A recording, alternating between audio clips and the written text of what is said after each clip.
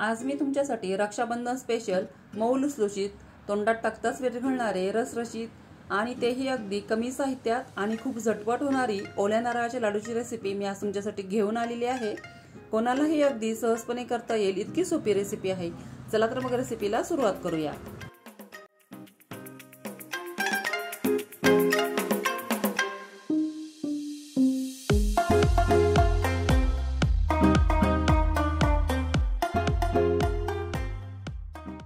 इथे मी 2 नारळ फोडून घेतलेले आहेत।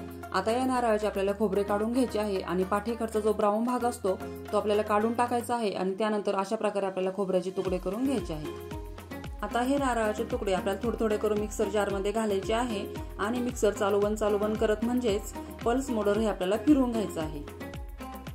अशा प्रकारे मी हे खोबरं मिक्सर मध्ये फिरवून घेतलेलं आहे। आता मी या ताटामध्ये एका साइडने त्याला काढून घेते आणि राहिलेलं खोबरं देखील मी अशाच प्रकारे वाटून घेते। अशा प्रकारे मी सर्व खोबरं वाटून घेतलेलं आहे। आता एक कढई घ्यायची आहे आणि त्यामध्ये आपल्याला सगळ्यात अगोदर 2 चमचे एवढं तूप घालायचं आहे। आता हे वाटलेले खोबरं आपल्याला मेजरिंग कप किंवा घरातील कुठल्याही वाटीने मोजून घ्यायचं आहे आणि खोबरं भरताना अगदी दाबून भरायचं आहे। तुम्ही व्हिडिओमध्ये बघू शकता मी किती दाबून भरत आहे। असे खोबरं मोजून घेतल्याने काय होतं की आपल्याला साखरेचा एकदम परफेक्ट अंदाज येतो।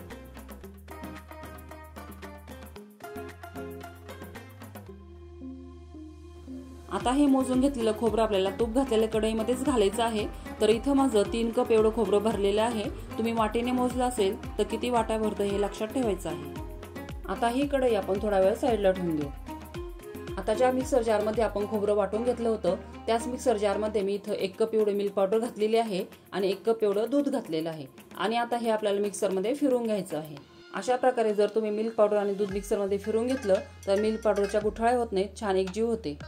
आता आपल्याला कढई गॅसवर ठेवायची आहे आणि हे खोबरं आपल्याला 2 ते 3 मिनिटांसाठी मीडियम फ्लेमवर परतून घ्यायचं आहे। 2-3 मिनिटे परतल्यानंतर आता यामध्ये आपल्याला दूध आणि मिल्क पावडरचे मिश्रण घालायचे आहे।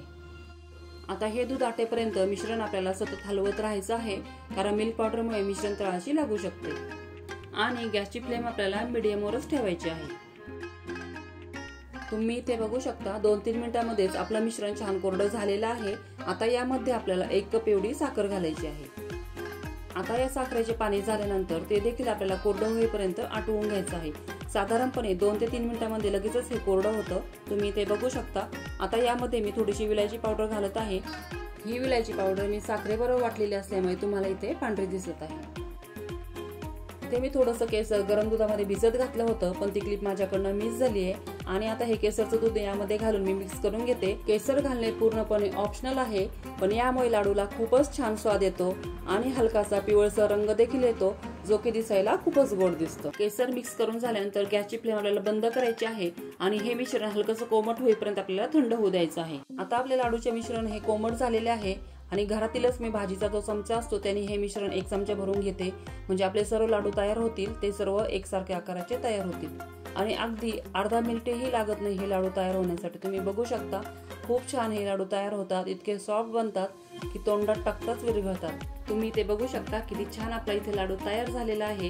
आता हे लाडू अगदी विकतच्या सारखे दिसण्यासाठी आपल्याला घ्यायचे आहे थोडेसे डेसिकेटेड कोकोनट आणि यामध्ये आपल्याला हे लाडू अशा प्रकारे घोळवून आणि तुम्ही इथे बघू शकता अगदी विकतच्या सारखे आपले इथे लाडू तयार झालेले आहेत आणि टेस्टला तर एकच नंबर लागतात। त्यामुळे तुम्ही माझ्या पद्धतीने एकदा तरी ही रेसिपी नक्की ट्राय करून बघा आणि व्हिडिओ आवडला असेल तर व्हिडिओला लाईक, शेअर आणि चॅनलला सबस्क्राईब नक्की करा आणि तुम्ही ही रेसिपी ट्राय केल्यानंतर तुमचे लाडू कसे झाले हे मला कमेंट करून सांगायलाही विसरू नका आणि व्हिडिओ शेवटपर्यंत बघितल्याबद्दल सर्वांचे अगदी मनापासून धन्यवाद।